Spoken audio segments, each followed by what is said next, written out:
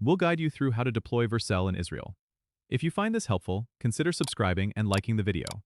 First, go to the Vercel website on your desktop and log in to your account. If you don't have one, you can sign up. Once you're logged in, you'll find a dashboard with your projects. Click on the New Project button. This will prompt you to import a project from a Git repository. Make sure your repository is connected. You can connect it through GitHub, GitLab, or Bitbucket.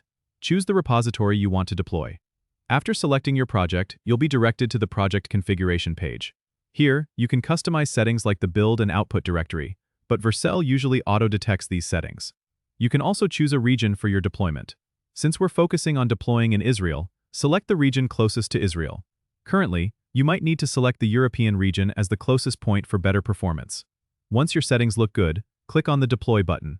Vercel will start building and deploying your project. You'll see a real-time log of the deployment process. Once it's complete, you'll receive a confirmation, and your application will be live. You can click on the provided link to see your deployed app. Remember, you can always manage your deployments and settings later from the dashboard. If you encounter any issues, check the Vercel documentation or community forums for solutions. Don't forget to subscribe and comment if this helped you out.